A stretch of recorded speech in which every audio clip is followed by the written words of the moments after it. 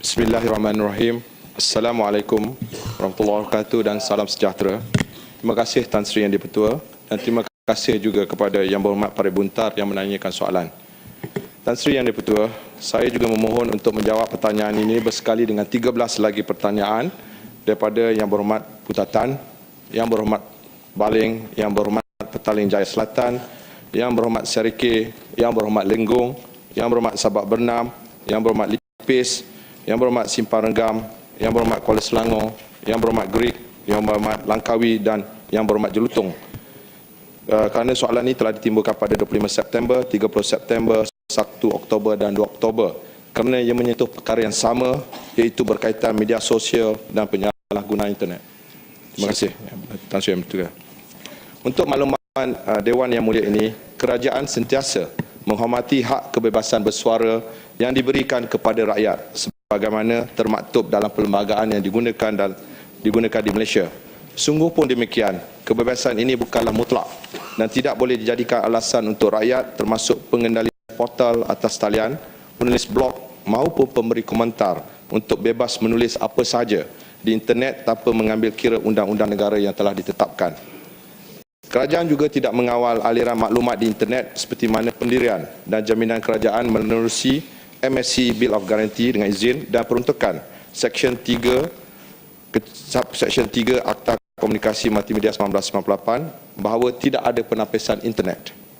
Walau bagaimanapun, pendirian tersebut bukanlah bermakna bahawa kebebasan mutlak diberi sewenang-wenangnya kepada pengguna untuk menyalahgunakan kemudahan yang disediakan oleh pihak kerajaan.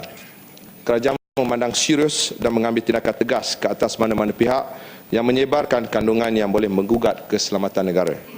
Mana-mana pihak yang didapati menyebarkan kandungan yang bersifat lucah, sumbang, palsu, mengancam ataupun yang jelek boleh dikenakan tindakan undang-undang di bawah Seksyen 211 dan 233 Akta Komunikasi Multimedia Malaysia.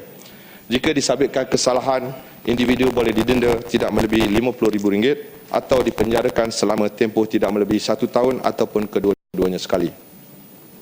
Selain daripada itu, undang-undang Malaysia yang lain seperti Kanun Keseksaan, Akta Hasutan 1948, Akta Fitnah 1957, Akta Jenayah Komputer dan lain-lain juga diterima pakai dalam menangani pelakuan sesuatu kesalahan tanpa mengambil kira perantaraan atau platform yang digunakan.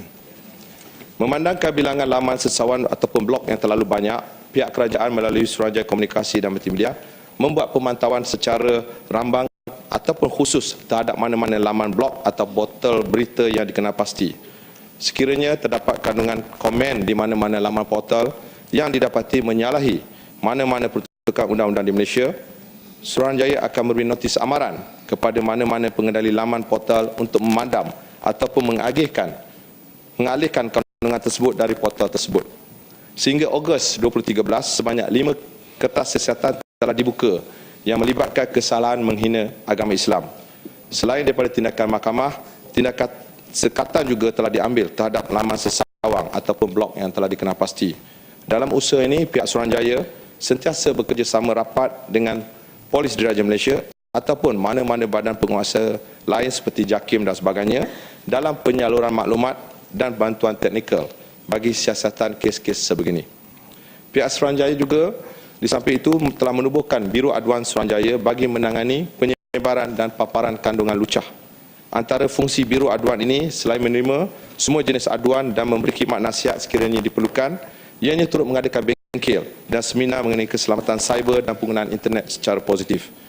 Di samping itu, Forum Kandungan Komunikasi dan Multimedia Malaysia yang telah ditubuhkan di bawah Seksyen 212 Akta Komunikasi sebagai satu badan kawaselia industri di bawah Suruhanjaya bagi menyelia kandungan yang disebarkan oleh media-media elektronik berangkai.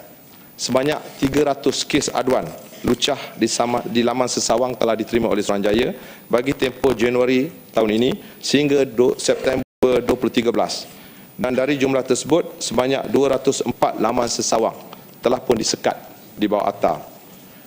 Tindakan proaktif juga telah diambil oleh pihak kerajaan untuk mendidik pengguna-pengguna di Malaysia mengenai penggunaan internet secara positif dan bertanggungjawab serta mengamalkan pengawasalian kendiri. Sehubungan dengan itu, kempen Klik dengan Bijak dan kempen media sosial sihat telah pun dilancarkan. Pelbagai aktiviti seperti seminar, ceramah dan sebagainya telah dijalankan sebagai sebahagian pada usaha untuk mendidik kesedaran terhadap kepentingan penggunaan internet dan laman sosial secara positif. Bagi aduan yang diterima terhadap 197 orang pengguna Facebook, Suruhanjaya telah membuat permohonan kepada Facebook untuk mendapatkan maklumat pengguna-pengguna yang terbaik bagi tujuan pengumpulan bukti. Ini adalah sebagai langkah siasatan awal berkaitan aduan yang diterima untuk pelanggaran Seksyen 211 dan Seksyen 233 Akta Komunikasi dan Multimedia, di mana ia melibatkan pemberian kandungan berunsur lucah, sumbang, palsu, mengancam atau jelik yang berlaku dalam laman sesawang dan laman blog di internet.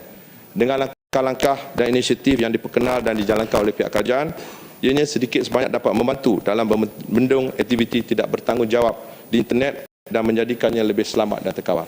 Terima kasih. Terima kasih Tuan Yang Ketua.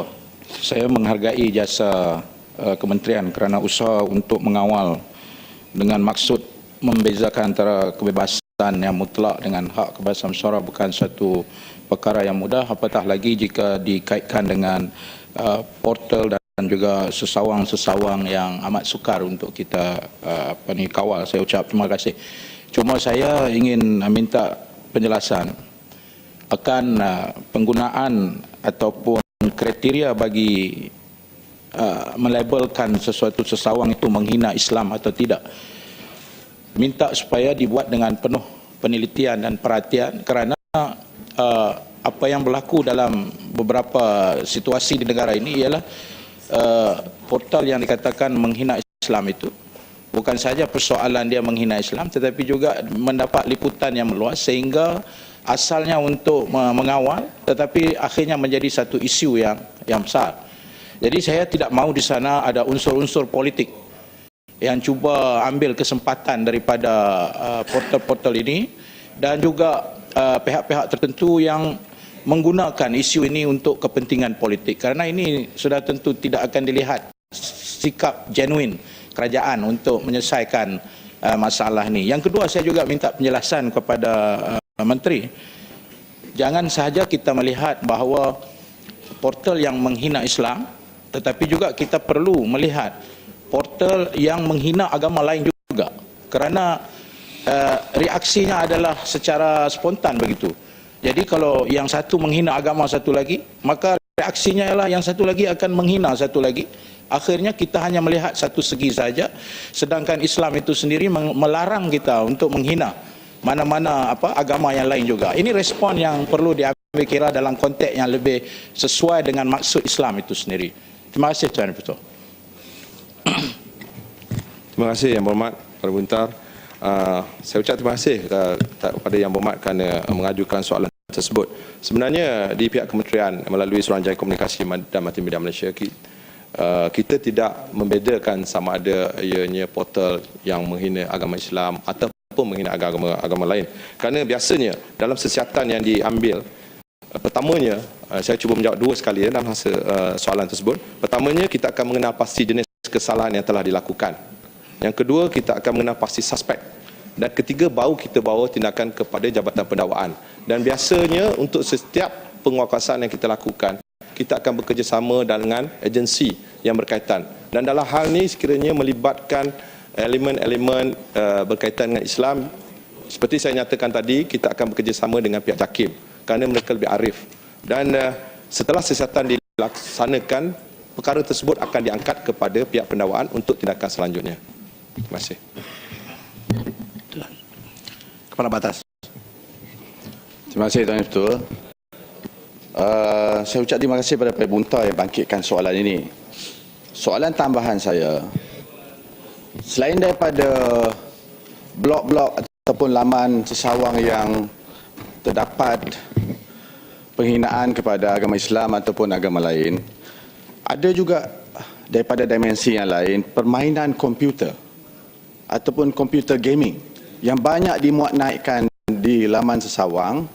Demikian juga dimuat turunkan oleh kebanyakan mereka yang menggunakan, terutamanya di kalangan kanak-kanak dan juga di kalangan pelajar-pelajar sekolah di peringkat rendah, yang mengandungi unsur-unsur keganasan melampau dan juga ada yang mengandungi unsur-unsur yang penghinaan kepada agama Islam secara terang-terangan. Saya beri contoh, Antaranya yang ada sekarang ni di laman Sawang adalah Devil May Cry 3. Mungkin boleh dicatat oleh Timbalan Menteri yang menggunakan visual pintu Kaabah Baitullahil Haram secara terang-terangan dalam gaming tersebut. Cliff Baker Undying Guitar Hero 3 yang menggunakan kalimah Allah. Dan demikian juga Grand Theft Auto 5 yang telah pun dilarang di Amerika Syarikat maupun di United Kingdom kerana mengandungi unsur-unsur keganasan melampau yang boleh membawa atau menyumbang kepada apa yang disebut sebagai corrosive effect kepada remaja. Saya nak tanya, apakah selain daripada apa yang dibangkitkan oleh Pak Bunta, apakah pihak kementerian juga ada garis panduan meneliti the computer gaming yang dimuat naikkan ke laman Sarawak yang digunakan ramai oleh anak-anak muda yang boleh membawa kesan yang amat tidak baik. Terima kasih. Terima kasih Yang Berhormat Kepala Batas.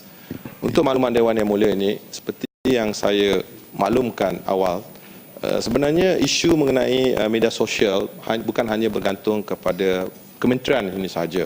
Kerana apabila melibatkan kegiatan aktiviti media sosial, dia juga merangkumi di bawah bidang kuasa Kementerian Dalam Negeri. Kerana ada elemen-elemen yang mungkin menjejaskan keselamatan negara dan sebagainya. Untuk pertanyaan yang dimajukan oleh Yang Berhormat Fahri Bontar, isu berkaitan dengan komputer gaming dan sebagainya sebenarnya bukan di bawah pertukan kita. Biasanya pihak Suruhanjaya akan meneliti dan menyiasat aduan sekiranya kita sebagai pelayar internet merasakan kandungan tersebut adalah bertentangan dengan moral-moral dan juga sensitiviti dan mengakibatkan keruntuhan akhlak dari segi perjudian dan sebagainya. Dua perkara, sama ada boleh buat laporan kepada pihak polis di bawah KDN dan pihak SKMM sendiri yang akan bekerjasama dari segi teknikalnya, dan kita akan cuba membantu pihak polis sama ada untuk menurunkan ataupun untuk memblok dan sebagainya.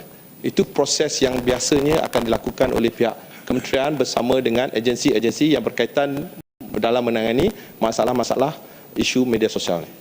Terima kasih. Dan pada masa sama saya ambil maklum cadangan yang diutarakan oleh Yang Berhormat Fahri Bontar, kes-kes tersebut kita akan ambil Kepala Batas, kita akan semak. Terima kasih.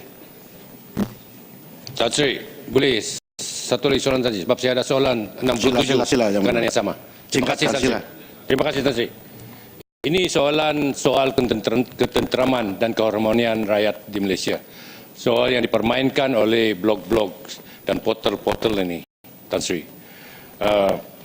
Yang masalah dia kebanyakan kenyataan daripada Twitter, Facebook diambil di quote oleh pihak media cetak untuk dicetak di surat-surat kabar. Jadi apakah pandangan dan tindakan pihak kementerian terhadap kenyataan-kenyataan mungkin dalam privacy dalam portal itu disebarkan dalam media cetak ataupun surat kabar? Minta penjelasan dan pandangan daripada pihak kementerian. Terima kasih Yang Berhormat Putatan. Sebenarnya media cetak kebanyakannya di bawah KDN dan elemen-elemen media sosial lebih kepada pihak Kementerian Komunikasi dan Multimedia. Dan sebiasanya seperti yang saya maklumkan tadi, kita tidak menghalang mana-mana pihak untuk mendapatkan maklumat. Tapi kalau boleh kita cuba mendapatkan maklumat yang seimbang daripada sumber-sumber yang tertentu. Jadi dalam kes-kes demikian, sekiranya kita rasakan maklumat tersebut akan membawa sensitiviti dan sebagainya, misalnya di dalam media cetak, jadi kita boleh minta pihak KDN untuk mengambil tindakan. Dan di pihak kita, sekiranya mendapat permohonan daripada mana-mana pihak yang mengatakan benda yang didapat dalam media cetak itu dan dimasukkan di dalam YouTube misalnya, dan kita akan mengambil tindakan sewajarnya untuk menghubungi pihak Facebook dan sebagainya bagi membolehkan benda-benda tersebut dikeluarkan, kerana ia akan mengakibatkan proses yang berlarutan ataupun dalam bahasa Inggerisnya dia akan create new change. Saya harap saya menjawab soalan Yang Berhormat Putatan. Terima kasih.